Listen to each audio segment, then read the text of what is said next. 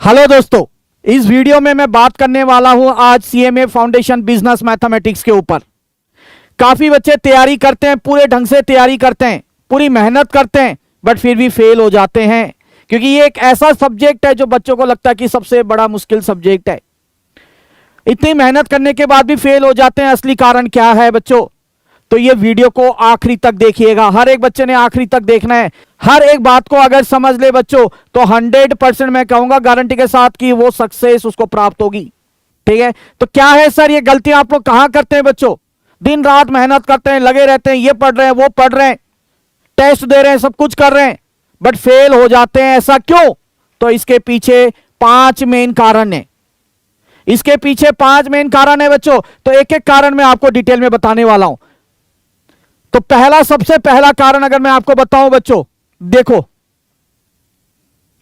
आप लोग क्या करते हैं? आप लोग करते हैं कि जैसे ही आप सीएमए में रजिस्टर करते हैं, ये बुक पढ़ना है, वो बुक पढ़ना है, ये पढ़ना है, ये स्कैनर पढ़ना है, आप अपना स्टडी मटेरियल पे तो फोकस करते नहीं है और अलग अलग किताबें पढ़ने शुरू कर देते हैं, अलग अलग मटेरियल पढ़ने शुरू कर देते हैं। यह सबसे बड़ा कारण है बच्चों, ध्यान रखना। जितना टाइम आप उसमें वेस्टेज कर रहे हैं, उतनी बार अगर आप स्टडी मटेरियल ढंग से पढ़ लेना बच्चों, आसानी से आपका क्लियर हो जाएगा फाउंडेशन। ठीक है, तो फोकस करना है किसमें? स्टडी मटेरियल में। आप लोग ये काम नहीं करते हैं, आप लोग अलग अलग मटेरियल पे ध्यान देते हैं। तो पहली गलती, सबसे बड़ी गलती यहां पे करते हैं। ठीक है, अब आप क्या करते हैं? एक चैप्टर आपने पढ़ लिया, अब आप लोग क्या करते हैं? प्रैक्टिस नहीं करते हैं। जो एमसीक्यूज हैं, जो ट्रू फॉल्स हैं, जो क्वेश्चंस गिवन है, वो आप प्रैक्टिस नहीं करते, आप नेक्स्ट चैप्टर में चले जाते हैं। ये दूसरी गलती करते हैं। आप सोचते हैं कि क्या, अरे चल एक चैप्टर तो पढ़ लिया, दूसरा पढ़ लूं, तीसरा पढ़ लूं, चौथा पढ़ लूं और उसके बाद जब 4-5 चैप्टर हो जाएंगे एक साथ मैं टेस्ट दूंगा। नहीं, ये सबसे बड़ी गलती है।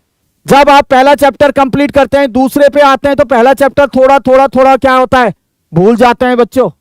तो क्या करना है? पहला चैप्टर करिए, जो कंसेप्ट आपने कर रखा है उसके रिगार्डिंग आपने क्या करना है? क्वेश्चंस प्रैक्टिस करने हैं। फिर सेकंड चैप्टर, फिर उसके क्वेश्चंस प्रैक्टिस करने हैं। इस तरीके से आगे बढ़ना है, मल्टीपल टाइम प्रैक्टिस करने हैं ये। ठीक है, तो ये आप दूसरी गलती करते हैं। उसके बाद आते हैं कि आप शेड्यूल तैयार नहीं करते हैं।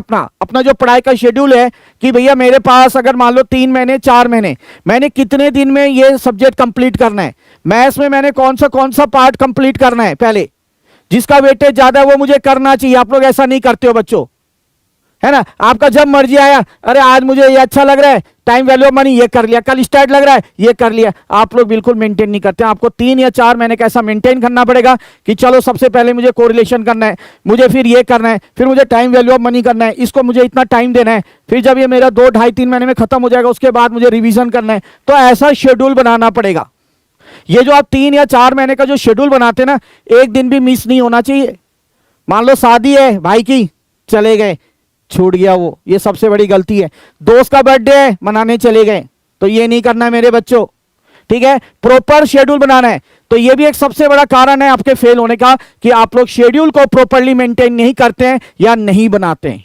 उसके बाद आता है बच्चों हमारा रिवाइज तो करते ही नहीं है ना? रिवाइज तो किसी ने करना ही नहीं है। तो ये ध्यान रखना, एग्जाम से पहले आप लोग रिवाइज नहीं करते हैं, सबसे बड़ी बात। एक बार ऊपर ही ऊपर देख लिया, हो गया बच्चों। एग्जाम से पहले कम से कम एटलीस्ट 3 बार आपको रिवाइज करना पड़ेगा। जितना भी आपने टॉपिक कवर कर रखा है, जितना भी आपने पढ़ रखा है, एटलीस्ट कम से कम 3 बार उसे रिवाइज करें। ठीक है, देखो कैसे क्लियर नहीं करते पास, देखो कैसे क्लियर नहीं करते एग्जाम, एक बार में कर जाओगे, है कि नहीं? तो ये चीज आपने फॉलो करना है बच्चों।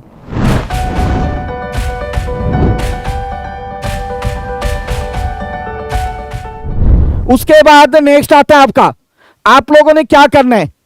स्कैनर कुछ करने की जरूरत नहीं है, दूसरे मटेरियल करने की जरूरत नहीं है। जो आपके मॉक टेस्ट पेपर्स लगे हुए हैं, जो आईसीएमआई के जो मॉक टेस्ट पेपर है वो सॉल्व करना है। जो पास्ट ईयर क्वेश्चंस हैं वो आपने सॉल्व करना है बच्चों। ठीक है, उससे क्या होगा कि आपको पता चल जाएगा कि कितने टाइम में आप कितना क्वेश्चंस अटेम्प्ट कर पा रहे हैं। क्योंकि आपको पता है कि आपको 1 घंटे का टाइम मिलेगा और 1 घंटे के अंदर आपको 50 क्वेश्चन करने हैं।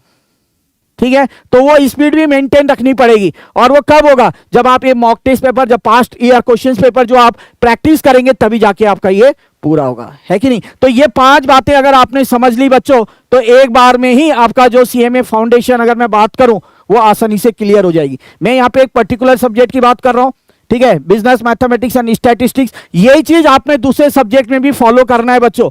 यही चीज अगर दूसरे सब्जेक्ट में आपने फॉलो कर ली है ना, तो एक बार में मैं गारंटी के साथ कह सकता हूं कि आप लोग पास हो जाएंगे। तो उम्मीद करता हूं ये वीडियो आप लोग को पसंद आई होगी, आप लोगों को समझ में आया होगा, और अभी से, आज ही से आप लोग ये मेंटेन करना शुरू कर दोगे। मिलते हैं बच्चों अगली वीडियो में, तब तक के लिए जय श्री श्याम।